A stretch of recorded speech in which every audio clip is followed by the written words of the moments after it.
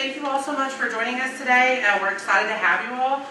Just a reminder, no touching or demonstrations during the panel today. Also, if you have any questions, if you could just save them to the end. We promise to make a question and answer opportunity for you guys. We are recording, video recording, so please be sure to mute your phones if you haven't already. Thank you so much. If you don't mind speaking loud and clearly for the camera so that we can be sure to catch everything that you guys say, especially in the audience. Be sure to speak loud and clearly so that we can hear you. The Light Language University's mission is to inspire others who are awakening and to aid in the imminent growth of conscious awareness of being multidimensional. And we hope you find this discussion today very enlightening and inspirational. We have our founder today, Anna Noyce, is with us with the Light Language University. She's a Master Reiki teacher, a shamanic practitioner, psychic surgeon, does the Akashic Records reading. She's a channeler, author, and speaker, and many, many other modalities under her belt. We are so honored to have all of our wonderful speakers here today and to learn so much more about the death experience. We have down at the end Michelle Henderson, and she's a certified spiritual advisor, a psychic medium, an author, and a speaker. And then we have Rusty Barrier, Dr. Rusty Barrier, and he is the owner of Intelikia. Thank you, Intelikia. I say it wrong every time, so I wanted to make sure I got it right. And he's a psychotherapist, transformational being, and energy healer. And as a transformational being, Rusty serves as a bridge between the physical and spiritual realm. In his private practices, he connects with each client on a multidimensional level, assisting them with reaching their full potential. We also are really glad to have our end-of-life doula, and I always say it wrong, Doula, sorry, with us as well. She's trained in end-of-life doula. She's a certified mediator with experiences in crisis care and grief support. So we're super excited to have you all here. Thank you so much. We really, truly appreciate you all.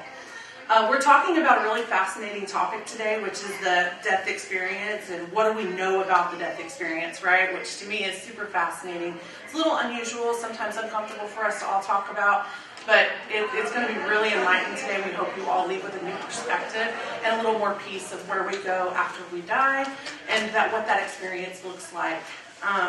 It'd be nice to have some answers to help us know where our family members have gone too, right? And what's happened with them. So thank you all so much for coming and being here today.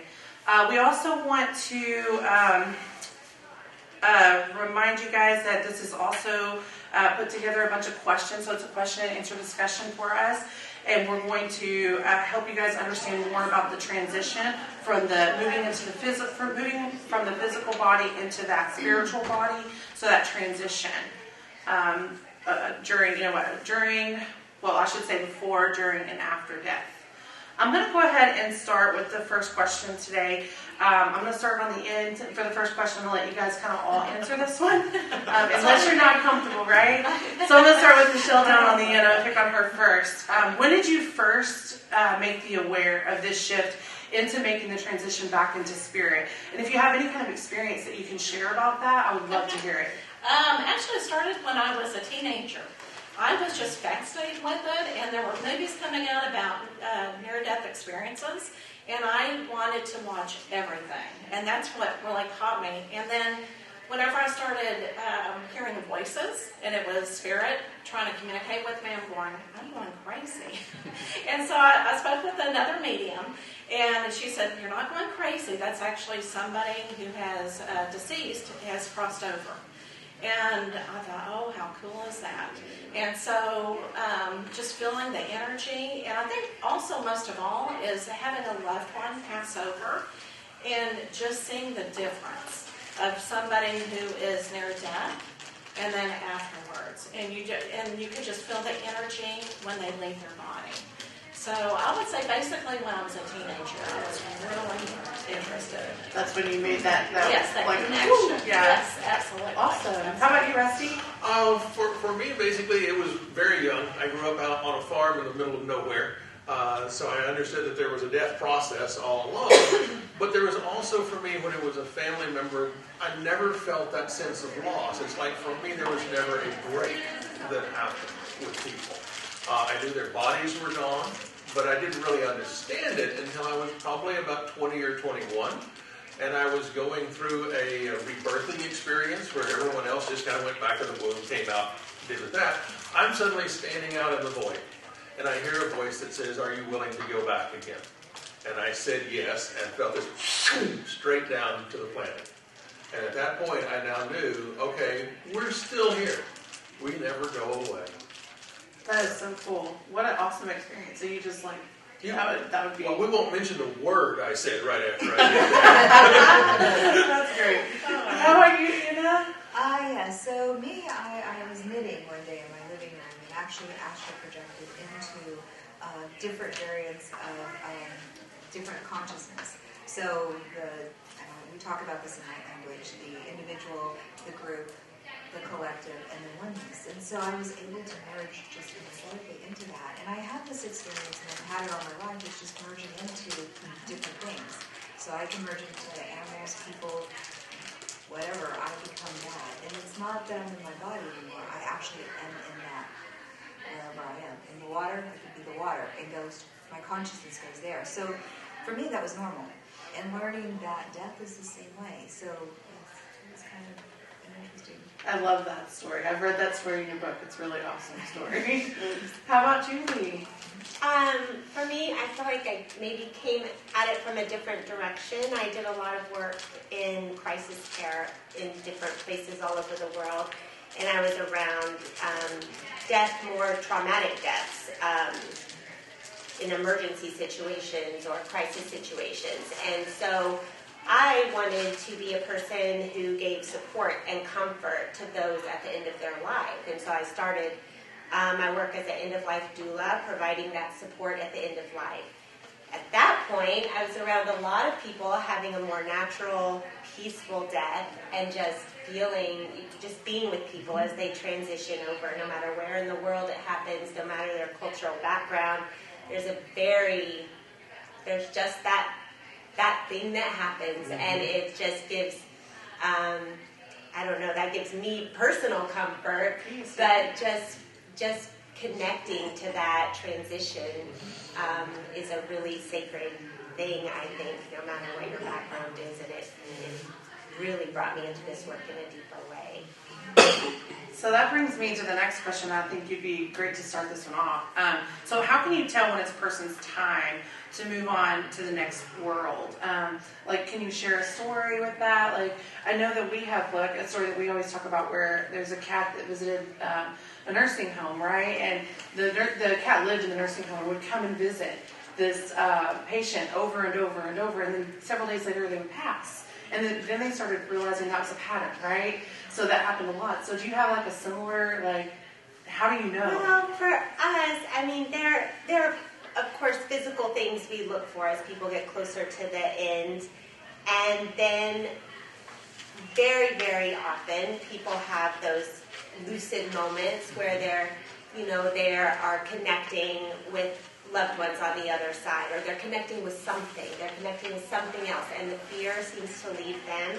They seem ready at that point, and it just, you're very, very close at that time. And I know people's loved ones always want to know, when is it going to happen? When is it going to happen? Well, I don't know. It could happen in the next 5 minutes. It could be a few more days. But we know when it's getting close because people seem to just, a calm settles over people in a way that is different. Does anybody else up here have something to add to that? I love that. You go ahead. Go ahead. I would agree with you. There is that sense of completion when it comes to them. You'll notice I can get very emotional, so forgive me for that. But it's just like there is a light that begins for me. I see a light begin to appear around them. Just so you know, I also was the executive director of the Center for Attitudinal Healing long ago and far away in the middle of the AIDS crisis. So we were doing a lot of work with the folks dealing with that at the time. But there is a sense of peace. For me, one of the other things that happened is I was also the caretaker for my grandfather for the last year and a half.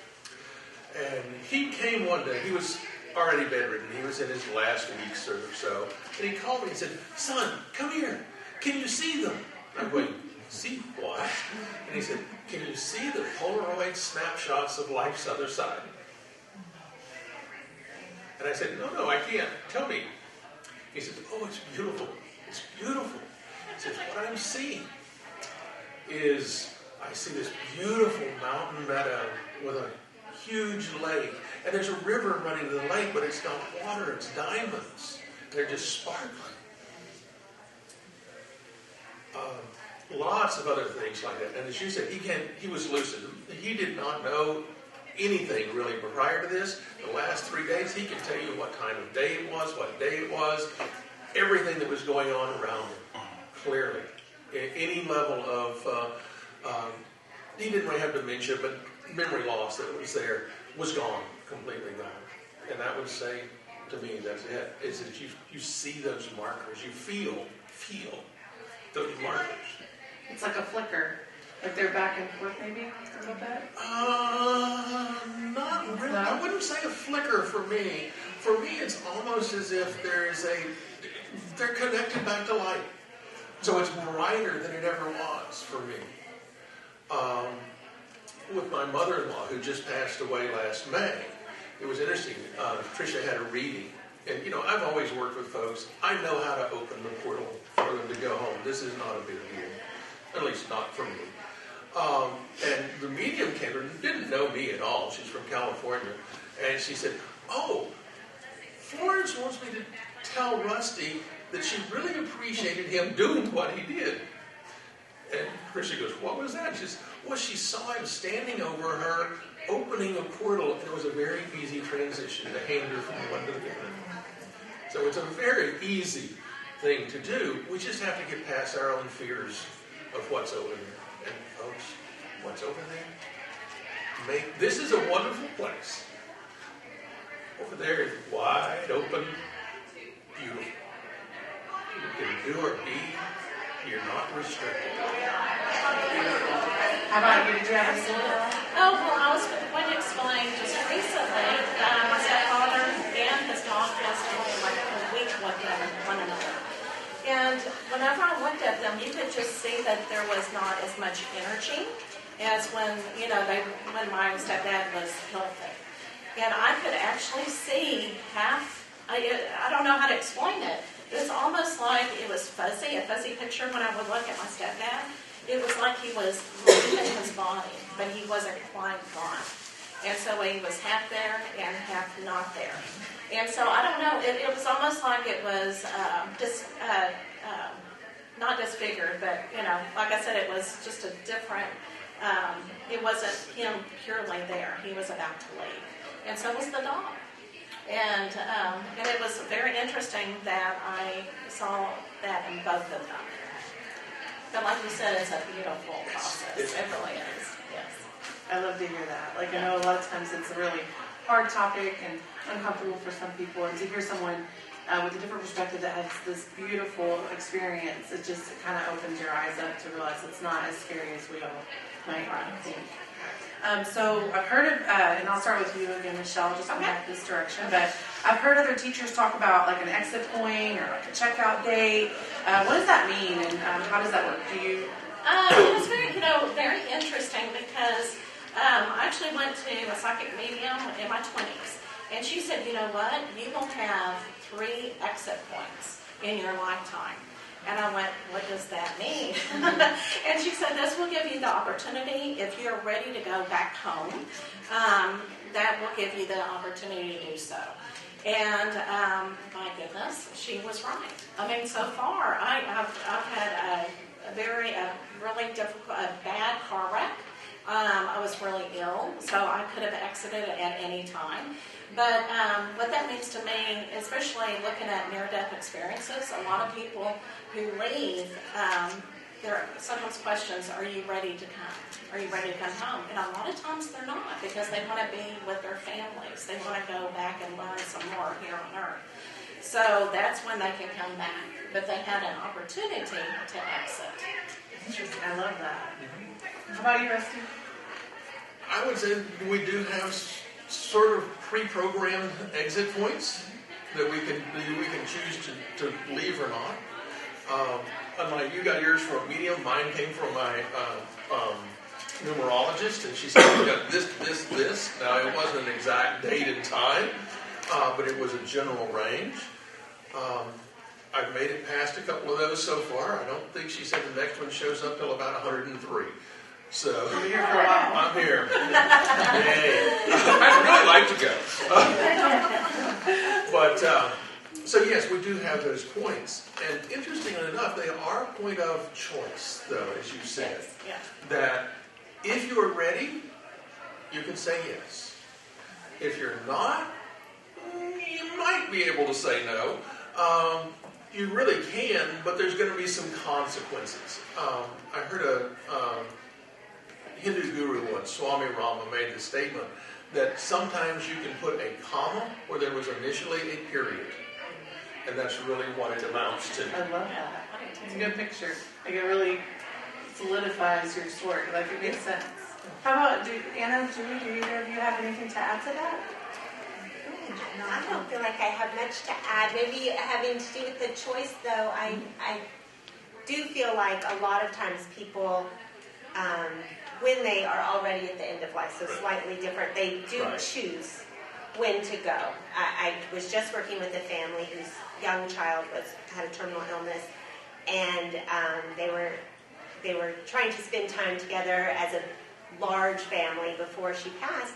And she waited. They were going to be with family, and within moments of her parents being surrounded by their loved ones, that's when she chose to pass. And I do think it's a choice that people very often, wait until the right moment for the loved ones they leave behind. Can I ask another question on that? Because it's the other thing that I've seen is not only will they sometimes wait till everyone's there, other times they will wait till they're not there. Absolutely. And from my point of view, is you have to be aware of which one they're asking for. But I think in both cases, it's a kind of protection for the loved ones they're leaving behind. In this case, it's almost like this little girl wanted to make sure her parents were okay and they were in the arms of people that cared for them. And in many cases, it feels like people wait until their loved ones leave the room as a way to buffer them from the pain of that parting as well. So yes, absolutely. Can I add something to that too? Yeah, absolutely. I love it. As a medium, I have a lot of clients that come to me and go, I was not able to say goodbye. And I always talk about that sometimes the person that is dying chooses who's going to be there. And there's always a reason why they choose who they do. Because sometimes they don't want, their loved one to see them like that. Or, so there's various reasons. So I do get that from clients as well, that question. So I do want to say, I don't have any exit plans in this lifetime. I only have a checkout date. And the reason I know that, and we have lots of angels that keep me from falling off cliffs or driving over something. But the reason I know that, when I was 18, we were in Jamaica, and we were on a trip with the family. And as we were flying, all of a sudden, I just felt like I wanted to get up and just start screaming and tell them to stop, don't taxi the plane, because I just knew it was going to crash. And so, as I'm there, all of a sudden, these beautiful golden beings that are part of the Lightning Beach, they came in, and I heard my name very lovingly. They said, Anna. And then they covered me, and this tingling pain went all over my body. And they said, you have nothing to worry. You're going to be fine. We want to show you what it's like to die, the process. And I've told this story, people it freaks them out a little bit, but it was just this beautiful, unconditional love that surrounded me. And I saw myself in my 80s, passing away. I'll be in bed. And they were showing me my dad. And they were explaining to me that I had a long life in this lifetime, and I had things to do. And plane took off, we get back to DFW, we taxi, and the energy goes away. And there was all that peace and love the whole trip. So, it's a wonderful thing. So this one might be good to go back up the other direction. I'm going to start with you again. So a lot of people, and you're with a lot of people who are getting ready to pass on. So one of the questions I think I know I have, and probably a lot of the audience has, does it hurt? Is there pain as you're passing? Not like the actual before when you're diagnosed, whatever illness that you're having, but the actual transition. Is that painful? I hate to speak in absolutes, I love it. but I personally have not seen anyone in pain when they were passing in this kind of setting, end of life, because they are dying from illness or age.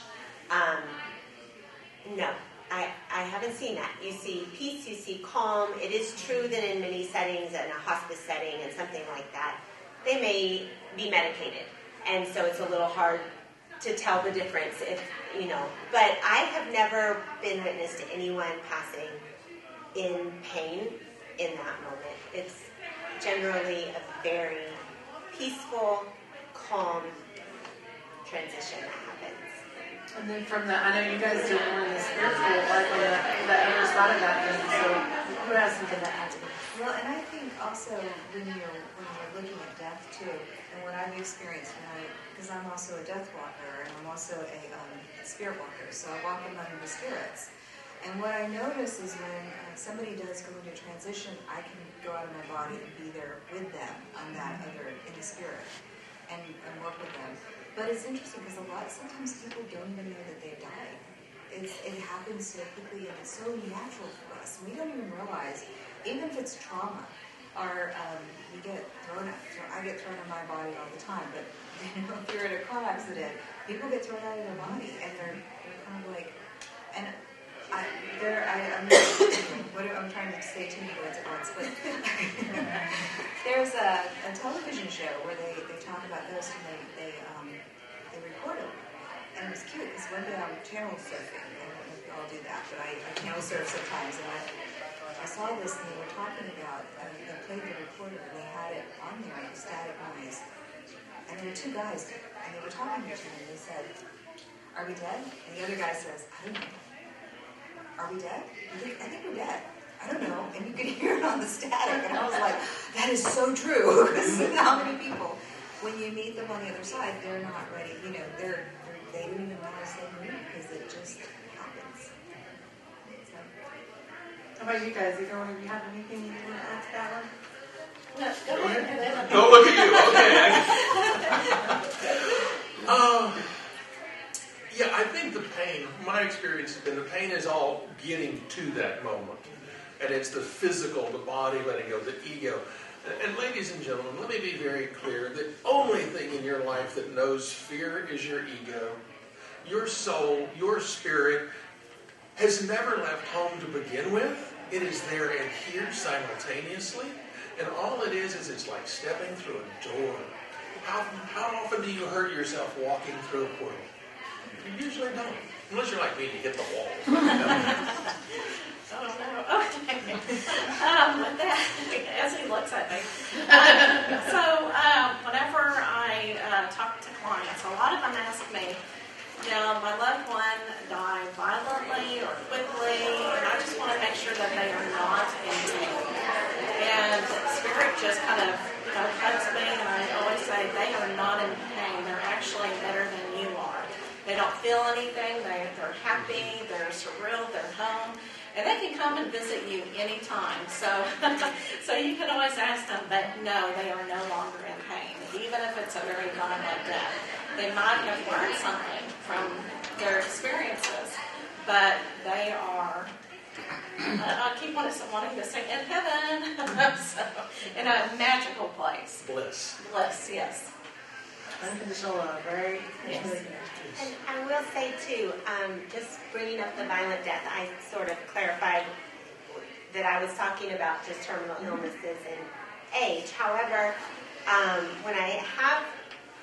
thinking of one specific experience I had where someone did die from a violent death, and I happened to be there in the moment, and it was a gunshot wound to the heart, actually. And this person said, "Ow." But they said it just like that. And then that was it. Then calm did come over them. So I feel like even if you're talking a violent death that might otherwise, we associate with a lot of agony and a lot of torture, I feel like dying it's not painful. That moment of ow passed very quickly, and it was just that. I love it. Perfect. Thank you, guys. And Anna, you had mentioned earlier about how you do the death walker and you help people cross over. So this might be a good one for you.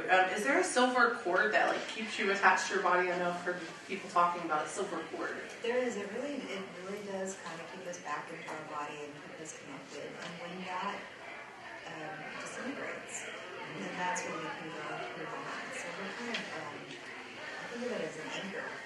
That we're anchored into the physical body. But yes. Yeah. Does anybody else have anything to add? The etheric umbilical cord. Yes. Good. Ooh. I like that. I like the analogy. Done? Good. Anybody else? You good on that one? Well, I was going to say, a lot of times when people astral travel, the cord kind of keeps them connected to their bodies. A lot of times, I actually know Miriam who used to do that quite a bit when she was younger, and she would just do it naturally, and she still does. And she said that's how she gets back to her body is with her cord. So, I will add something. And this is a bit different because I studied quite a bit with a gentleman by the name of Pir Balayan Khan. And Pir was the son of the founder of the Sufi order in the West. And one of the things that he taught was that you actually have two cords. You have the silver cord, which is what we're most familiar with, and you also have a golden cord. And part of, not there, but part of what he taught was the ability to dissolve the silver cord while you stayed in body. And the golden cord allows you to travel back and forth at will. That one cannot be broken. That's really cool. So I've heard that after we die, sometimes we're put into like a deep sleep for a few months, or that we even attend our own funerals. Is that something that any of you guys have experienced? If so, if you want to share a couple stories. I think we all have. I think we all have. All right, so then we'll just start with you. Anna, go ahead. Oh, okay. Well, I'm calling you. You said I'm ready to listen to it. Yes, I used to love to go to funerals because I enjoy watching the spirits that come back. And they're sometimes they're shocked, sometimes they're just enjoying to hear the stories. It's kind of interesting to watch them to do that. And what was the other? So, are they put into like a deep sleep for a few months? That is something that's controversial. That's kind of, yeah. And I think a lot of the mediums before have told people that people go into a deep sleep, which is not true. Some people do, and some people don't. I've had people that, my uncle, by the way, when he left his body, he came the next night, 7 o'clock, in the morning he was with me all night till 7, and I'd wake up and he'd be right there, and he did that for a week. And my grandfather, he went into a deep sleep. So different people, it just depends on the person and what they need and what kind of care of their life that they need. Yeah. And I think there's a book out there called The Afterlife of Billy Fingers. How many of you have read that or heard of it? Anybody? Okay. That offers a very wonderful explanation of part of what happens when we get over there.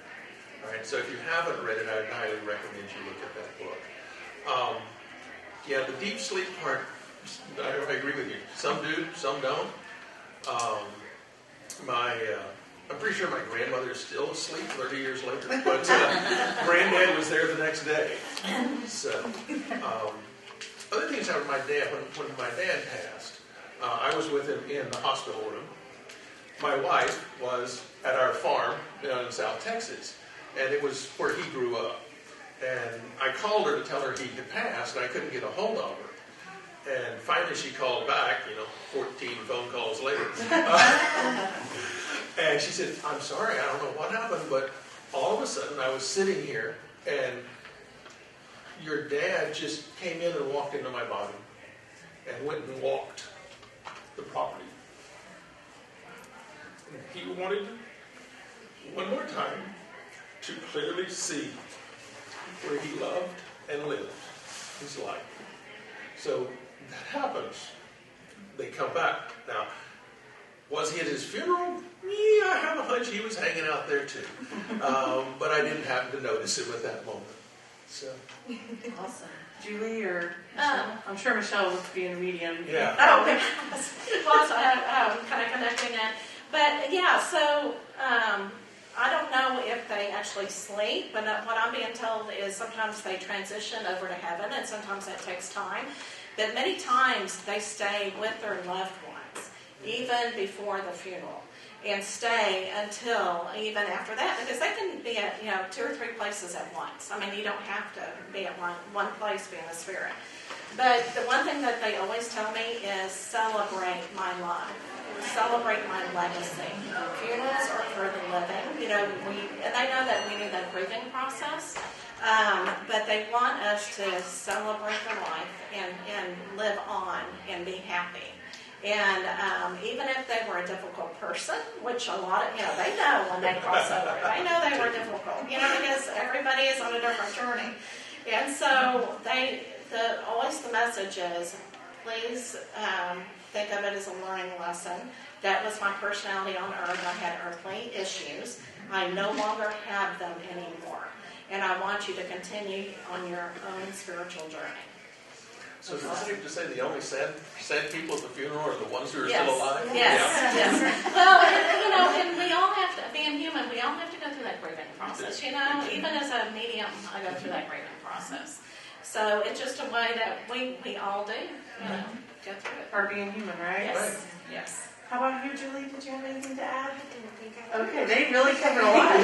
Yes. I do want to say that it is interesting when you're going to a funeral and if it's a family member and you're crying because your family's crying, because it breaks your heart to see your family in pain when they've suffered the loss. But it is kind of awkward a little bit because you're not feeling it and you're just seeing them right there and you're like, you're right there. Right. I also do think that we're sort of, in our culture, we're culturally programmed to treat death as a sad event. And one of the things that I do as a doula is I work with dying individuals and their families to create a project, a legacy project. And it does seem like it's helpful if people have something to do, if they have something to work on to remember their family member, or even if you're the dying individual, your own life to help build your legacy, leave your legacy, that it really sort of shifts that focus from pain and sadness to building something beautiful in that memory. And I feel like that can really be a way to shift our attitudes a little bit about death. That was so much value. Thank you. Like what you just said, that was very powerful. Thank you for sharing that.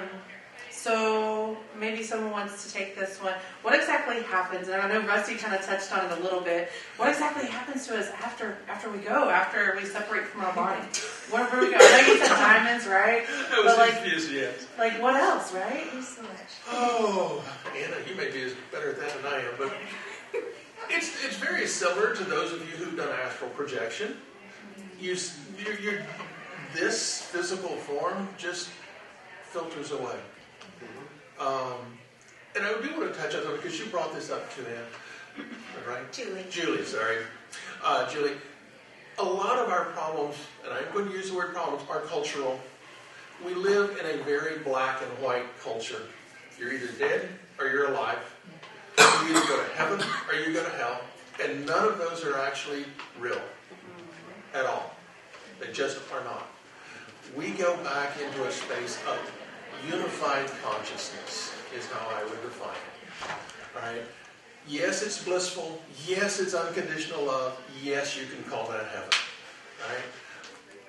I have never worked with anyone that went anywhere other than that. There is nowhere. This is a universe, an omniverse of unconditional love. When we're in duality, which is what this realm is, duality, we forget about that unification. Once we move back to that unified state, everything opens for us. We are more dead right now, sitting in this room, than we will be when we die. I agree. And I think, too, I want to add to that, because when we're in the individual consciousness and we move from the physical form, and we stay, again, I mentioned those 4 levels of consciousness, but when you stay in that individual consciousness, that's kind of our health. Because we get stuck in whatever we had in the physical. We get stuck in life, we get stuck in the energy, and that's what we call ghost. It's when we move into the group, and when we move into the collective, and then we move on into the oneness, we're still us, and that's the weird part. We're still us, but yet we're part of everything. And I think that age-old question is, are we the ocean or are we the drop of water? Yes. Can you imagine being all of it at once? And that's who we are, and that's how amazing we are. We just forget. So, and fear is what keeps us in that individual when we move forward. Julie, do you have anything to add? Michelle, do you have anything to add? No, I'm okay. Go ahead. Okay. Well, and I know, and I'll bring this up because a lot of people don't want to, step on religion, but I know that, a lot of times that when we do cross over, what we do find our true selves, and I think that whatever practice that you had here on earth, you can actually see that. So if you're, if you're worshiping whatever God you're worshiping or whatever divine, you will see that on the other side. So I think it's different for everybody. Everybody will have different experiences because everybody, again, is on a different pathway. And I think that's why we need to embrace any religion that we have here on earth. Because we will, like you said, a collective consciousness, we'll all see each other. But I think at the same time, when we cross over, and I don't know why we do that, but do you have an answer? Okay. While we see, whoever we worship, what do you? It's what we expect. Okay. It's helping us make that transition in a sense of safety. I see. Okay. I agree, and even as we were talking about before, in the dying moments when people have those moments of lucidity and they see loved ones, very often they'll see a religious figure as well. They have Jesus there welcoming them in, or they have a different religious figure welcoming them in along with loved ones. Which I'm glad you answered that, because I've always thought that was really interesting. That that is a very real thing that's happening for them, and yet it is very specific to their religious background. And to give that away, to give your sins away, or to give somebody else and you make the transition. So it helps that transition so beautifully. And I kind of have a question for you. So you've told this story to me before personally, so I love this. You've talked about how when someone's passing, how if they're laughing, like it can change like their, where they go and how they pass over, versus if they're in pain or they're sad, like that can change things for them. Can you touch on that a little bit? Yes. Okay. So what we know is that I'm going to go into the spirit anatomy. So again, 30% of your anatomy, of your spirit anatomy, is in your physical body. The other 7% is out here. So you can see we're all crossing and sharing information. But what's interesting is when our chakras are really important, because when you die, it's how you relate to your chakras. You actually exit out of your chakras. That correlates to whatever you're feeling. So Gandhi, at the end of his lifetime, was laughing. And he's laughing because it raises his frequency, and he moves out of the crown, the higher frequency. And we talked about, in Light Language 101, we talked about if you get shot, if somebody were to shoot you in the head, you would exit out of that. Sometimes it's the trauma, because that's what opens that chakra and blows it up. Or if you're in a car accident, you may fall out of your head, or you may exit out of your back. So it's interesting that when you move these different chakras, it's all part of us. The etheric, one more thing, the etheric chakra is the closest one to the body. And that's the exciting one, because that's the bridge. Kind of like the heart is the bridge between the spirit, the upper and the lower. But this etheric one, and if you're an acupuncturist, you're putting needles in. The reason they put the needles in, they're not just treating the meridians in the physical body. They're actually treating the 70% out here. It sticks up, right? What's interesting is when you die, it rolls up like me pulling the curtain up or the blinds up. It rolls up, and the eyes, that's when the person's eyes go, because the body is now just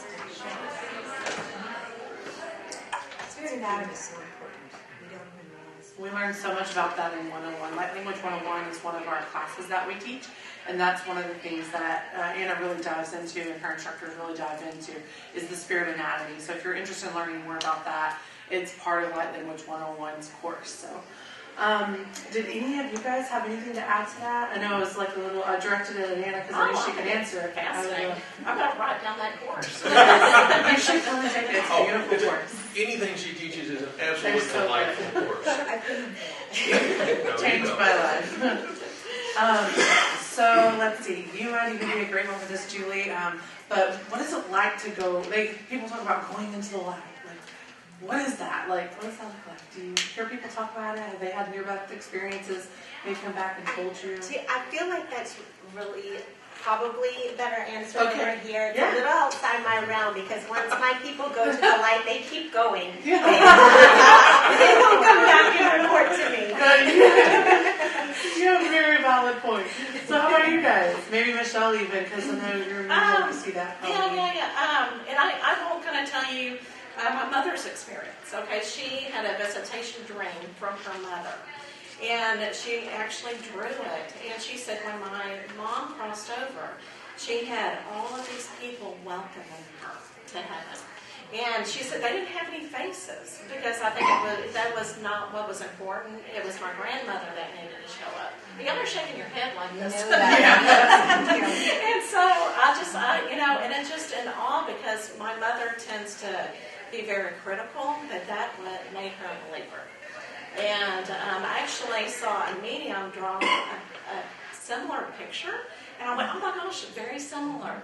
And so I think it's great if you know anybody who has near-death experiences, they need to talk about it so that people feel more comfortable about it and just know it's just an awesome event.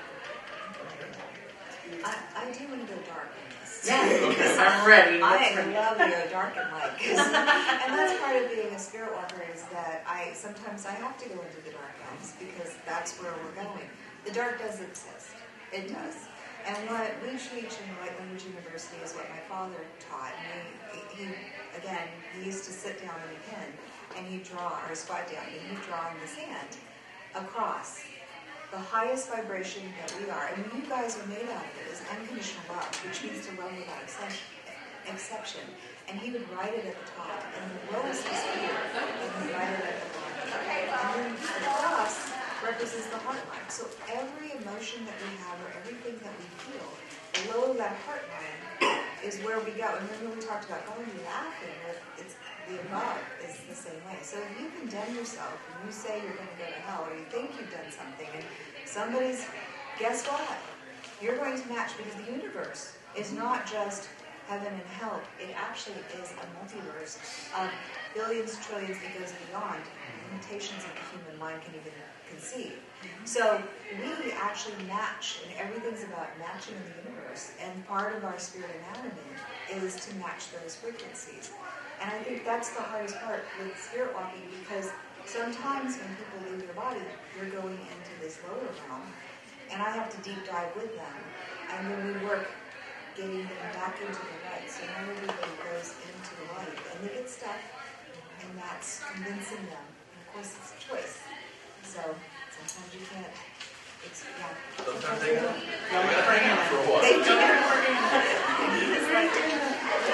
And that also, whenever you have the life review of what you learned and everything during the lifetime. That comes after. Because when people go dark, then they either go into the state of sleep, or they go, or they're healing, or they're relieved, and to be honest, I have a story that I tell in Level 1 about me going to hell. Because my spirit guides are funny that way. Oh, yes. They want you to experience it. Yes. Yeah. So we did. And so, it was an interesting experience. And I'll tell it very briefly. They pulled me out one day. I woke up one morning and they just pulled me out of my head and dropped me down in hell. And it was the Christian hell. It's the fire, the gnashing of the teeth, people in pain, suffering.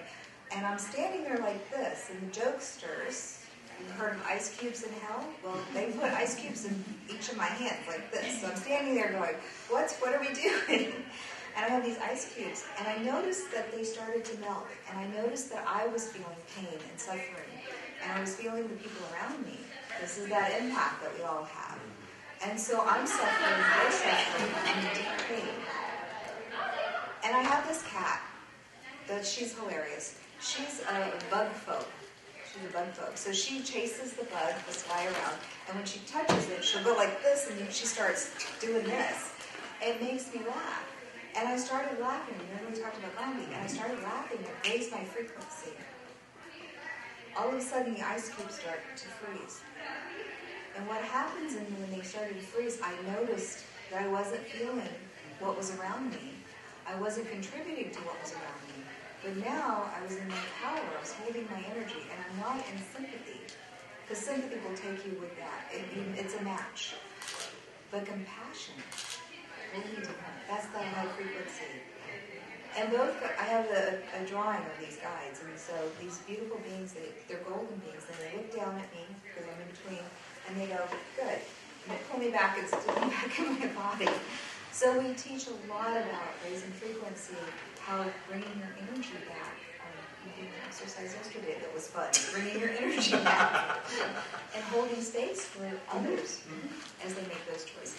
And wouldn't you say that exact same lesson they gave you on the spirit side is extraordinarily valid while we're walking around the body? Yes. All right? It's our choice every day whether we want to put ourselves in heaven or hell. And it all happens right up here. That's it. It's not about what's out here. That's just a movie screen. And you would know your subconscious, right? Yes, I'll take credit for that. How about anybody else have anything to add on that? Okay. So, anybody want to talk about what the difference between a spirit or a ghost is? I think you might be a great one for that. Well, and I don't, and that's not my expertise, is the ghost. The spirit, whenever I talk to a loved one, they are connected on the other side. They're not here on earth. And as my understanding is, a ghost is like an earthbound spirit that chose not to go. So I mainly talk to the ones who have gone up to heaven. Okay. So wonderful. Yeah. So it's so if. How about anybody else? You know I'll talk. I know animal. I'm like, It's on spirit rescue, yes. I'm like, that's your expertise. I do the opposite, because I not only work for the physical beings, but I also work with spirit beings, as we've been talking about. So yes, the ghosts are the ones, and we talked about the levels of consciousness are huge, guys. They are so huge. And if you understand them, then when we move into we're still in our individual consciousness. That's that ghost part. So it's really convincing them to expand into this beautiful golden light of remembering who they really are, which is with everything. And so powerful. And by the way, you have the ability to have the same experience of being powerful. You have the ability to expand your consciousness, to shift energy, to walk into a room and change the frequency. And people will we had this joke in Light Language 101. Two people walk in a room, right? You know this joke. One positive, one negative. And I do this. So this is positive, this is negative. Which one's stronger? The answer is whoever's holding the power. Because it's always a match. So they will match. So it's really about you being focused on yourself. And same thing with the process of life. And as above, so below, as within, so without. Again, it's our anatomy of what we think. We are. I will add to that about, the ghost versus the spirit. I know a lot of mediums who actually do talk to earthbound spirits or, the haunted houses and everything. And they do conclude that, it's a choice. The spirit has made the choice to stay here. So, they can talk to the spirit and say, go to the light, but they have to choose to do that, just like what you're talking about. So it is definitely their choice. And this might be a good place to interject this question. So if there's guides and other family members that have already gone before them that are over there on the other side, why do they get stuck? Why don't they move forward? Like, what about that transition makes them want to stay? Does anybody have anything to add to that? Like, if nobody else will. We have some theories. For me, that when I've worked with those who have chosen not to leave right away, it is generally that they have an attachment, that there's still something they feel is unfinished a lot of time. Whether it was they hadn't forgiven themselves, by the way. That's usually far more important than forgiving somebody else. As a matter of fact, I'll go back to the psychology part. As a matter of fact, you never forgive anybody else. All forgiveness is for yourself. It has nothing to do with anybody else at all. It's about you. And as soon as you get that and you start working with that, you get your vibe goes so much higher, so much faster. Don't know if that answered the question or not. Yeah, that was great. Good, yeah. Anna, I know you probably have something you want to add to that too, yeah? Well, I had a quick story. Baby called in, they were having a bunch of things moving around the house, and they called me in. And this is when I went physically, because we can also do it long distance, when we work with spirits. And so I go in, and it was interesting because the room actually shifted. It was their living room, and all of a sudden it was a bedroom. And I didn't realize that it had been a bedroom before. So I'm standing there, and I'm in this bedroom from the 1970s, and it's a young girl, she's on the bed. And I'm like, honey, it's time for you to go on. I'm working with her to move forward. I'm communicating, I can see her. And she puts her hands out, she slit her wrist, and she said, I can't go. They won't let me go. I can't go. And I said, sweetheart, this is your... So we were able to say, you're forgiven, you're okay. And she did. She emerged immediately from that. But we do. It's us. So what you're saying is it's really a belief system a lot of times that holds us here. It is our belief. Does anyone else have anything to add? No? All right, so I know we talked a little bit about this, but I don't know if anybody has anything to add on this, especially Michelle, you kind of talked about it. Where do we go, and are we judged when we get there? Is there heaven, is there hell? You kind of touched on this a little bit. So are we judged? Like, is there that judgment, where does it come from? You know, in my belief system, I think we judge ourselves sometimes. I don't think that, we have a divine that's judging. But I think when we do go through that life review, we judge in ourselves and say, okay, I did learn that lesson. Maybe I shouldn't have done it. And I think, it's my understanding, is that we feel what others felt like whenever we did something in the wrong.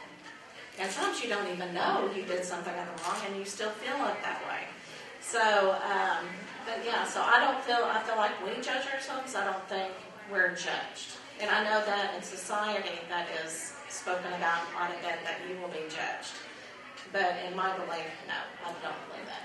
I want to add to what you said, because this is really good. I know when I merge out of my body, and it's kind of an interesting experience, that I merge into just when I go past the individual and I start to go into the group.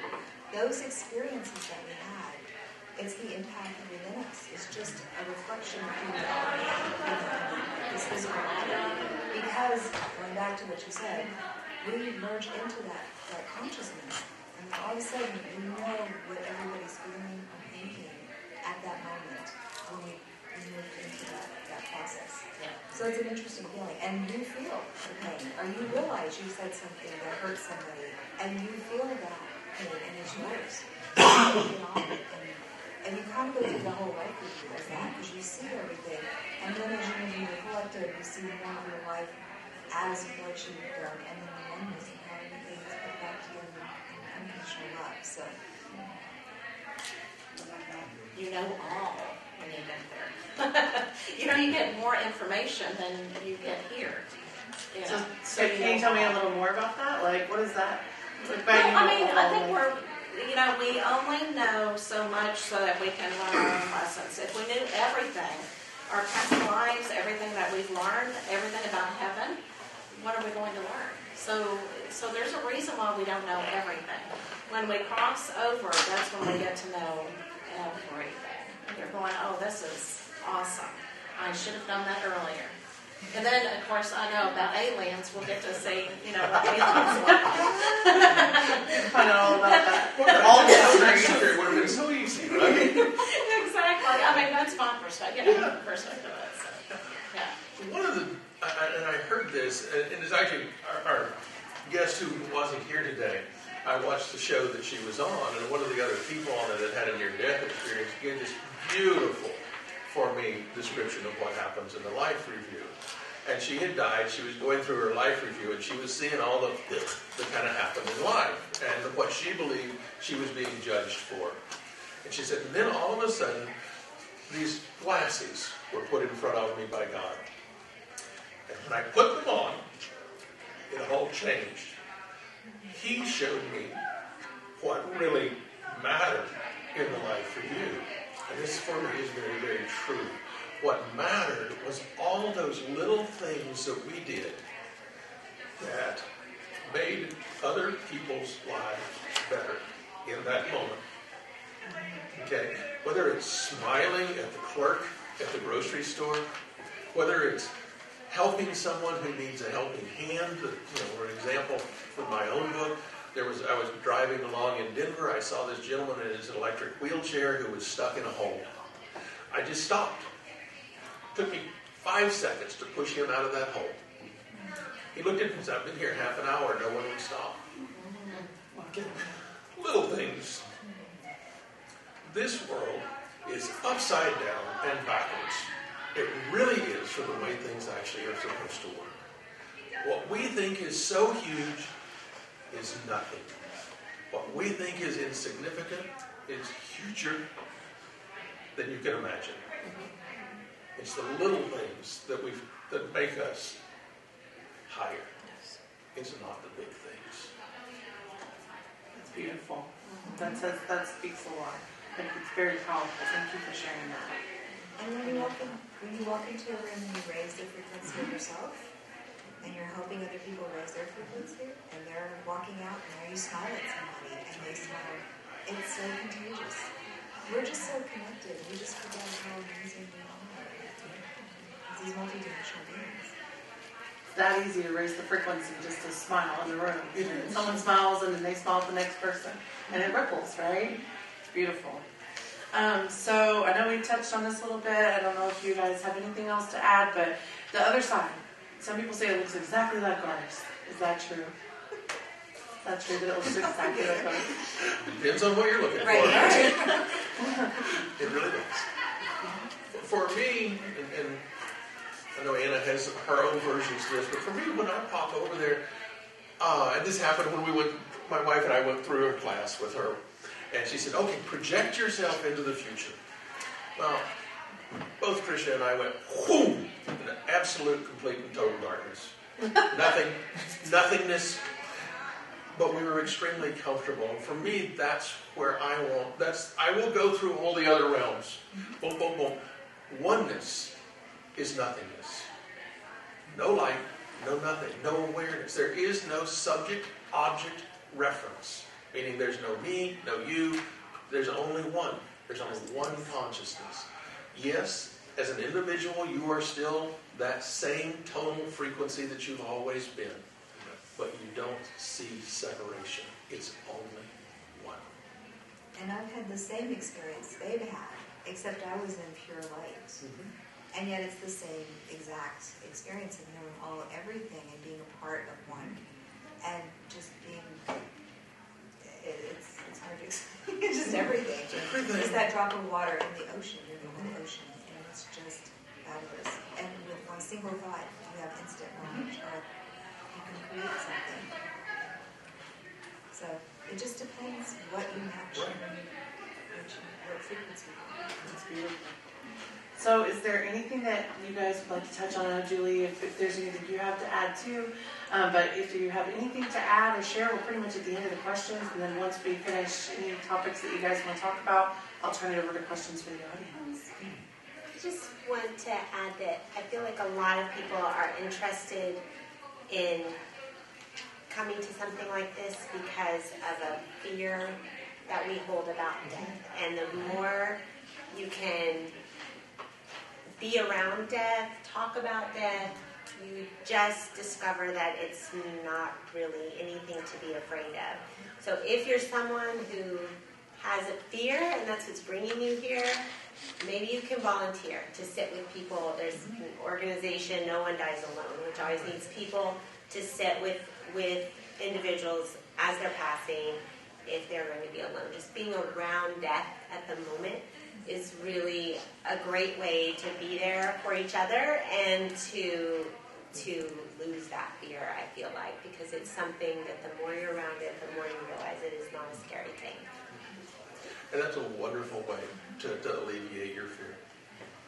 One of the others that's a little bit more difficult than that is in a very ancient Buddhist teaching of literally going into meditation, watching your body disintegrate as you die. And you begin to get that understanding, I am not my body.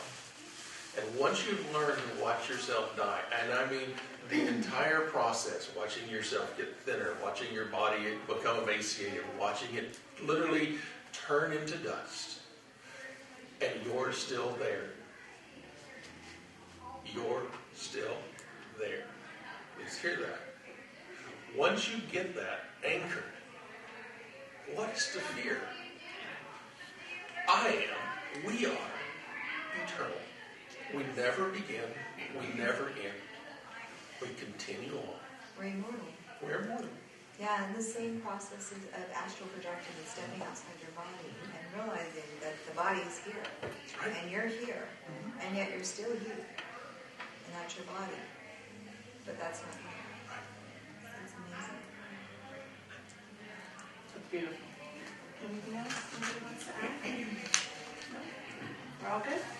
All right, so I want to open it up to you guys out here. Just be sure you speak nice and loud and clear to the camera because we are recording today. I do want to add something. Yeah, go ahead. We forgot about animals. Oh, Yes. those are good. Yes, they're over there too. Yes. Who wants to start? You're in the So middle. animal, I don't even know. It's their fault. We stuck her in the middle.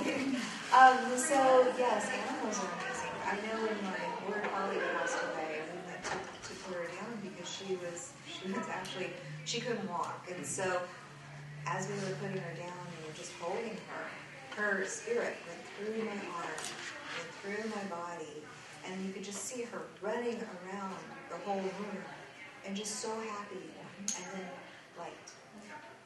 So yeah, I mean animals are incredible. Do they get stuck here also? They do. I had some cats that decided not to leave, and they would play, and people would come to my house, and they would go, I saw an orange cat. I'm like, oh, no. Oh, yeah, you did. Yeah, that's it.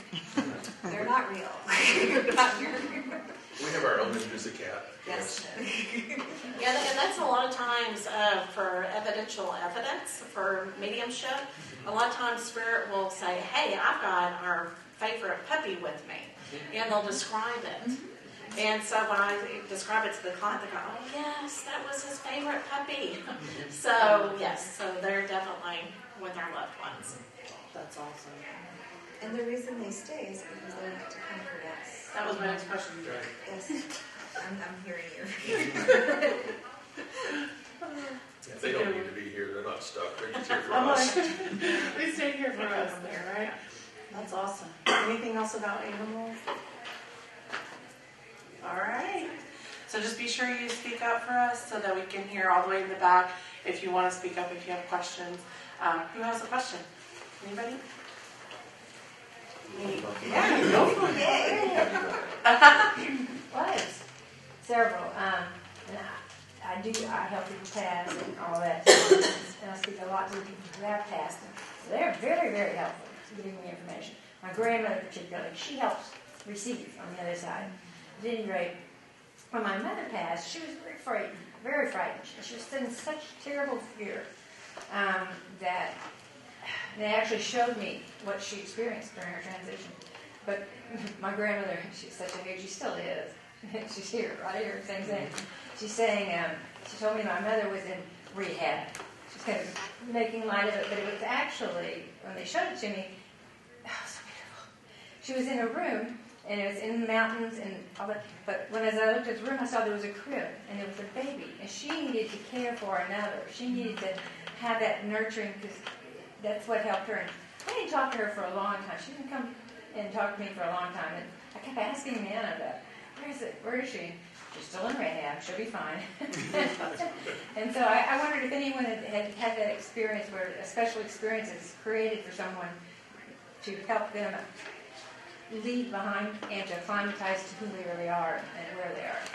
Yes, and if a person's gone through a lot of trauma, I see a lot of this, and even in my readings with the Akashic, we'll move into the Akashic, that people there's a hospital, there's spirit guides, there's energy beings that will help them again, it's the choice of the person who passed away, whether they want to participate in it. So it's good to hear that you're in this. Yes.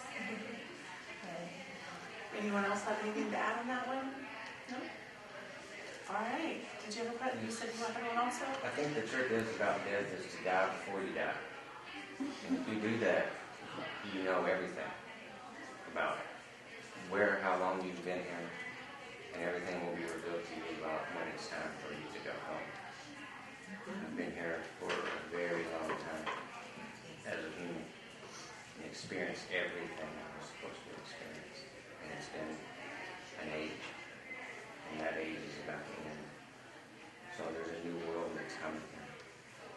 And everybody here has been through this total journey many of times. You just can't remember.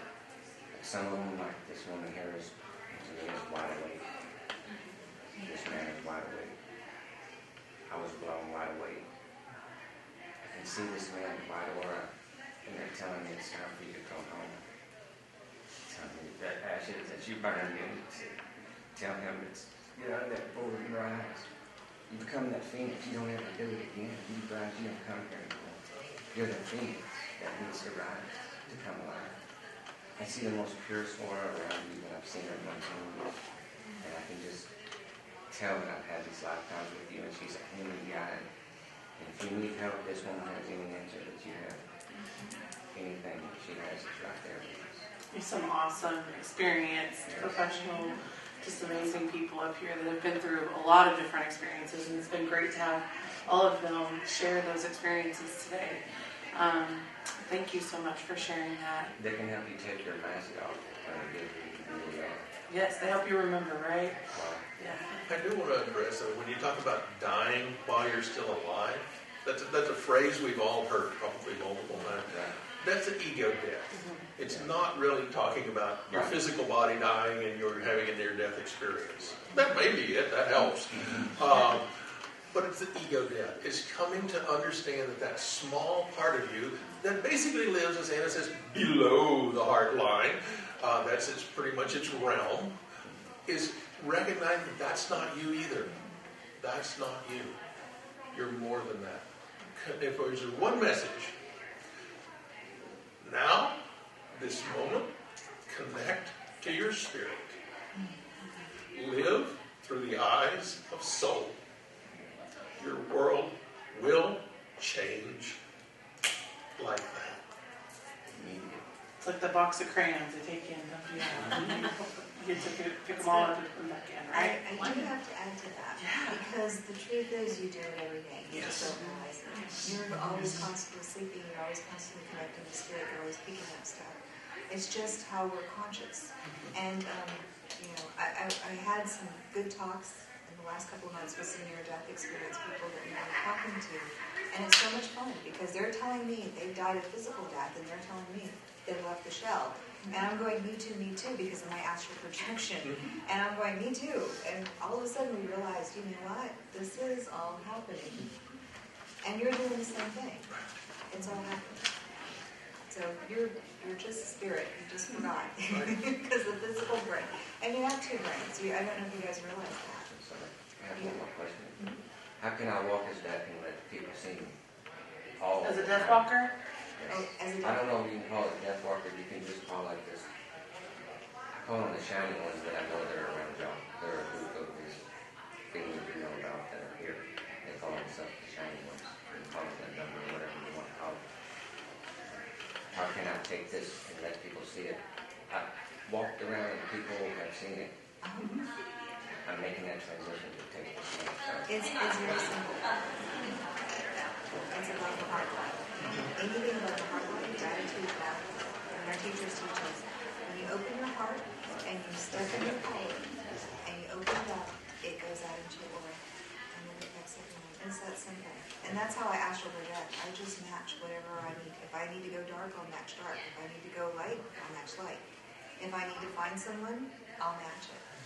Question? So when I've astral projected, or I also do like EVPs up at graveyards and do spirit communication and whatnot. But my question is, when you come across malevolent spirits, how do you get rid of attachments. That's an easy one. Yeah, that's it. And Go ahead. we have a class called Spirit Rescue, and we actually teach that. And basically what I just said, that's it. Raise your frequency, go above the heart line. Anything below the heart line is dark, and they can't see the light. Gotcha. And everything falls away. And you just got to remember you're a tough one. Yeah. They can't hurt you. There's nothing out there that can harm you at all. It's a great question. Yeah, it's a It really is. good question. Great question. And there's so much controversy in that because we've been taught to protect ourselves. We've been taught to fear. Right. And, And where on that heart line is fear again? it's like The bottom level, isn't it? it's like the lowest. So, yeah. It's that simple. Yeah, I have. I'm not trying to be negative. I'm most of my life. A lot of my life, I've been a Baptist minister. You talked about everything's black and white in our culture. Hell, heaven. Right. That is, most of my life it's been that way. Right. Hell, heaven. That's what there is. And I'm trying. A lot of you astro and all of that, and I have a hard time meditating. So I'm not trying to be, but you seem to say heaven, hell, there's no such thing, and then you seem to say that you were brought into hell. So I'm just, this is kind of confusing. I'll go, because anything you could possibly want is going to exist. Okay, and just so you understand, I was raised in the Church of Christ, which makes Baptists look liberal most times. All right, so try being me as a kid in that kind of a family and trying to explain to mom and dad what's actually happening to you. Doesn't work well. Yes, I say there is no heaven or hell in the sense that we term them. There's no punishment. We put ourselves there. Did you ever watch The Field of Dreams by Robin Williams? All right, go watch that movie, because it really puts this out there very clearly. You talking about Kevin Costner? Me. No. Dreams may come. That's What what dreams I'm may thinking. come. Sorry, what dreams may come. Sorry. What dreams may come. Thank you. I have Yes, not seen and it. I may have been confused on times, but I'm Tricia Barker. I'm a near-death experiencer. I'd love to weigh in on your question. Come on. Okay. Yeah, I thought it was starting at 1, but I'm sorry. so I've interviewed Howard Storm, who is a near-death experiencer who experienced hell, and a lot of people love his story. But one of the things that I found was I directly asked him. I said, "Did your consciousness need that experience? Did you need that in order to transform?" And he said, "Yes." He was a hardcore atheist. And he needed to experience that. And our consciousness participates with that realm. And that's why it's so important to start talking about the afterlife. Because the more we participate with it, the more we are in that realm, the more we can create there. The more love that we can send back to people still here. When we're in that realm, the more we can do, really. Like, I caught a glimpse and it changed my life forever. And it's... I really honor all paths, as long as it's focused on love, because that seems, whoa. In case you needed that. That seems to be the key, unconditional love is what transforms us, what changes everything. Yes. And I have a question for you, or for everyone. Where does the universe begin and end? When what? Where Where does the universe begin and end? That's what it's talking about. It just is. I think it's about what we create. and what did you say? It just is. It is. And all of it's correct. But what are the answer? And this is what we look at right with the 101. Exactly where you said. Where each person sits, that's where the universe is. And that's what she was saying. It's whatever we match. So, yes, there are trillions, billions beyond limitations of dimensions beyond this physical form, and it's all on top of each other. And that's when we come out of that body, in the spirit body, the body goes to whatever it wants to. When you were in hell and you felt the agony, are you saying they put themselves there? Yes, that's the funny part. quick story, very quickly. I was working with a student interning, and she's a medium. And she's like, there's this dark being here. And I said, oh, give it time. She goes, no, it's dark, it's very scary, it's the devil, it's a demon. And I said, no, give it time. And she's like, no, I'm scared of it. And I said, step in your power, raise your frequency. And she said, the darkness it's a little girl. It's a little girl. I said, well, start communicating. What does she want? She says, she's staying here because her mom's being tortured by another entity. And I said, well, tell the little girl to tell her mom that it's her choice. And my student looks at me and she goes, never mind. She heard you. She's gone. They're both gone. And you know that you're here for a reason, right? I'm sorry? And you're here for a reason. I hope so. That's all the plan. Yes. Well, no, I And mean here. for him now. He's here for a reason. Yeah. Our beliefs really do participate with that healing realm. So if calling on Jesus helps you, if you've ever faced, something dark, do that. Because that's your belief system. It's like our consciousness is what is creating this interaction. And, I was agnostic before my near-death experience. So if you guys, sorry, I missed part of this, but if you want to look me up, there's my near-death experience stories out there. It was incredibly profound, but what is more profound is the changes that happen afterwards. So I was this agnostic kid.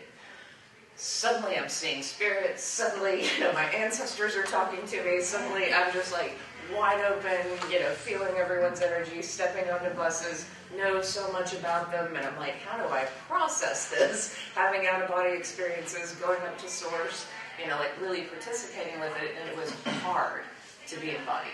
It was hard to come back to this form and live out this life because people judge you based on your physical form, based on who you are. And I was this 22-year-old kid, though, who was dramatically changed. And what's different about near-death experiences from spiritually transformative experiences is you're done with the body. Like, you're done. And many near-death experiencers are like, that one's pretty broken. Can I just go back up there and get another one? I don't necessarily want to come back to this one and learn to walk again and heal again. But many of us are taught how to heal, because of these enormous physical injuries that took our lives for a split second or 2 minutes in my case. And, what makes this real to me is how different you are after the experience. I'm not even interested in argument anymore about, are they real or are they not? It's like, you're a different person. And that after effect is the proof. The proof is how different life is. And there's so much learning. I love Light Language University and all that they're teaching people because we need to be seeing this as the future. The future of healing, the future of many different modalities. And this is, just so you guys know, this is Trisha Barker. She's, obviously she said she's a near-death experiencer, but she's also a medium, angel communicator. She does theta healing, right? And she's an author and speaker as well. If you want just a minute or two, if you can share something, share your experience, we would love to hear it. Yeah, like I said, it's out there on YouTube, and if you know Shaman Oaks, he has a great YouTube channel. It's like 14 minutes, but I told it, on my own YouTube channel. But what happened is I had a car accident on the way to run the Austin 10K when I was in college, completely agnostic, went into surgery after waiting 17 hours, and popped out of surgery somewhere in the middle. And when I saw my body, I was like, wow, surgery's really bloodier than I thought. I was just kind of curious and detached. And the thing that shocked me were the light beings that were working through my neurosurgeons. So I saw them sending these waves of energy. My whole spine and body was lit up with this healing energy, but they also communicated with me as well. And I knew I was being changed in so many ways that I couldn't even put words to it in that moment.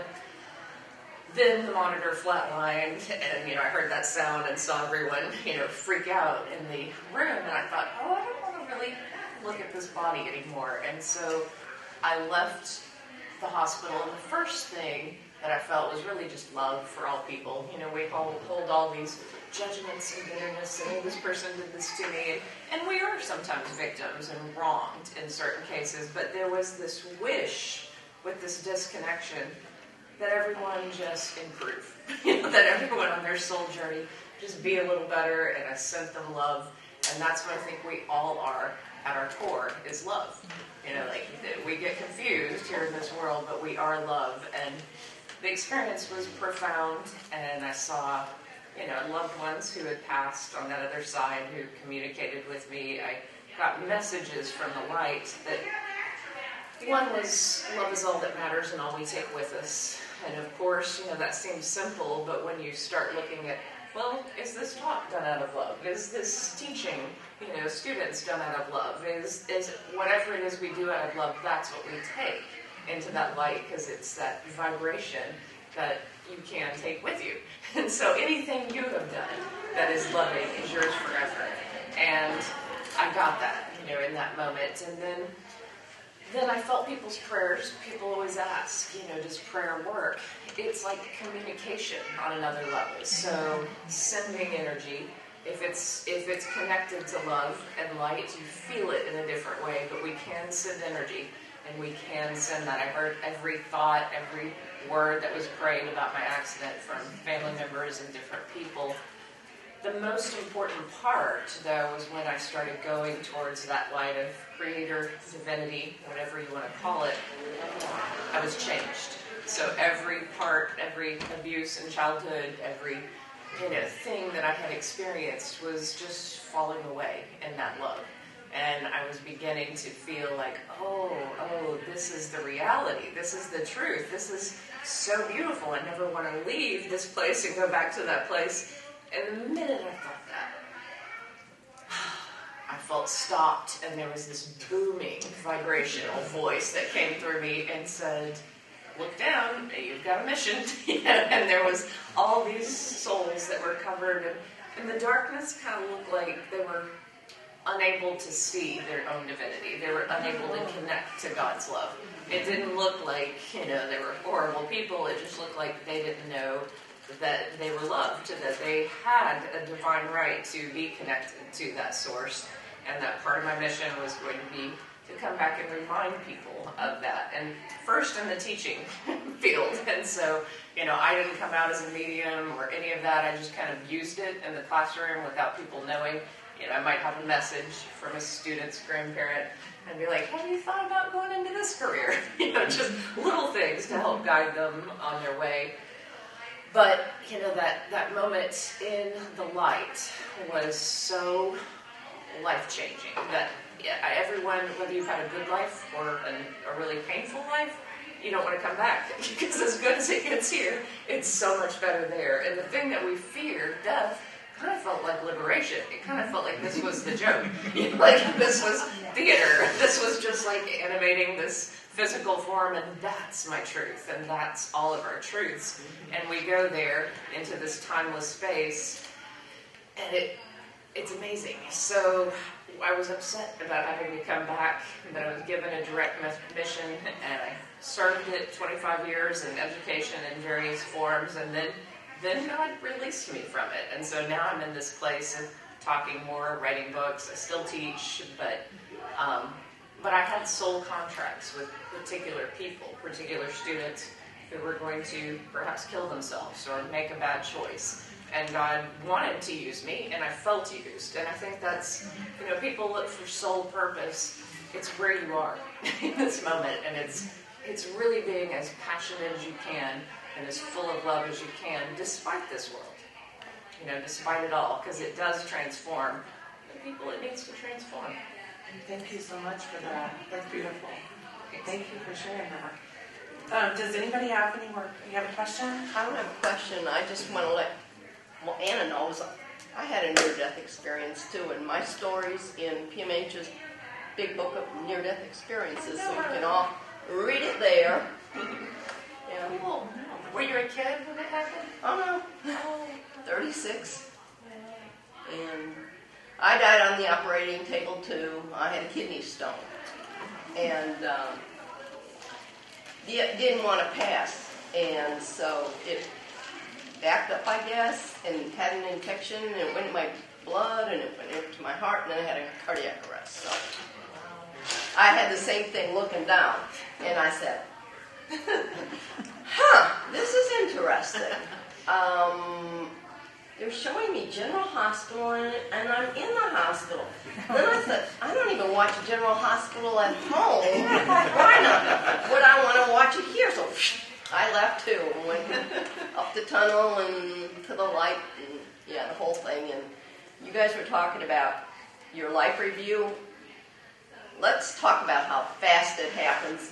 It's like, here's a whole stack of magazines or books, and you just whoop right through, and you got every page and everything that happened on it, and you judge yourself. And I wasn't a bad person. I'm like, oh, I'm so bad. But I had a choice, and I regret it to this day. And now I came back for a boyfriend, and yeah. I said I was only thinking about moving to Florida, not checking out permanently, and boom, I was back, and I was not a happy camper.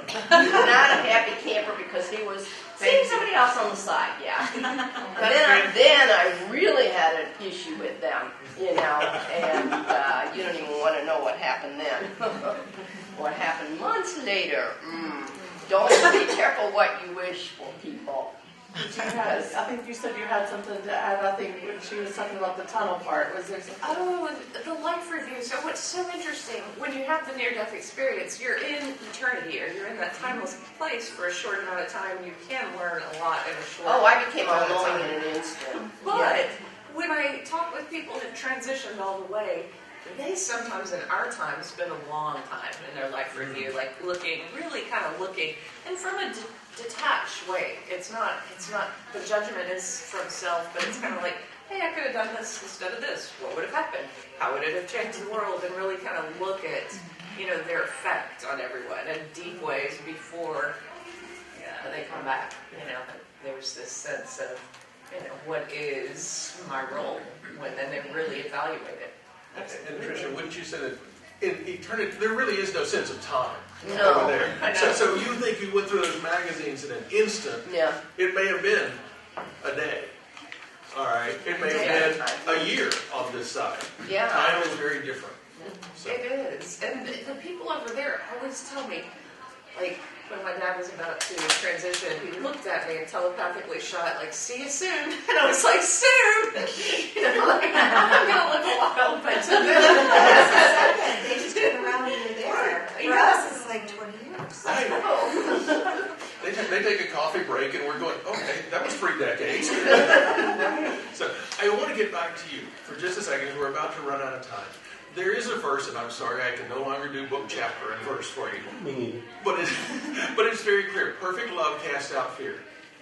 The moment for me that I felt that overwhelming, unconditional love, there was no concern about anything else ever again. Yes, my ego still deals with day-to-day life. I still get upset. I still get happy. But there's no fear left. There is absolutely... What do you have to fear when you've already met God? Nothing. And you are. Exactly. And please remember the other thing. We're talking to you in spoken language, which as far as I'm concerned is the single worst form of communication that you could have. When you're out there, it's here. It's all telepathic. And it seems to be words, but it's as much feeling as it is words. Michelle, you said that I'm here for a reason. You are right. It took me 60 years, but I'm realizing there's more. It's not black and white. But also embrace where you came from. Mm-hmm. So whatever you experienced as a Baptist minister, embrace that. Because there's a reason people who are religious, they may look up to you, if that makes any sense. And you can broaden their knowledge, spiritual knowledge, with what you're learning right now. If that makes sense. A lot more to learn. but God bless you. So you're also just by coming here and opening up and sharing with everyone, you're also, when you walk out of here, it goes out in your life. And anybody that you pass up against, it will share with them. And they'll either go and awaken, or they'll go, ooh, all right. Not yet. Where's the snooze button? Or they'll be interested. Or they'll be interested. So Yeah. it's we are always constantly talking, whether we're verbally talking or empathically connected. We're always connected. That's beautiful. I think that's a wonderful way to close out today. Y'all know that they're all still here we don't have another session start for another 30 minutes. So please stick around, talk, especially like Tricia just got here. If you want to ask her more questions, any of these beautiful experts that have been here that you want to ask questions of, please stick around and ask those questions. I also want to remind you that our next speaker session starts at 1:30. It's on long distance healing in this same room, same place. Come back and join us. We have a ton of sessions coming up in the next expo in July, the 23rd, 24th. We'll have 6 panels actually then as well. So come back and see us then. And if you enjoyed what you learned today and want to learn more about Light Language University, we have a booth right outside the door. Stick around and talk to them out there about the different options that we have at Light Language University. There's a raffle ticket in your chair. Feel free to fill that out. Drop it in that bucket on the way out, and we'll get in contact with you that way as well. And I really, truly enjoyed all of the questions and experiences that were shared today. So thank you all for coming, and I hope you guys come back again and see us. Thank you all. Thank you. Thank you.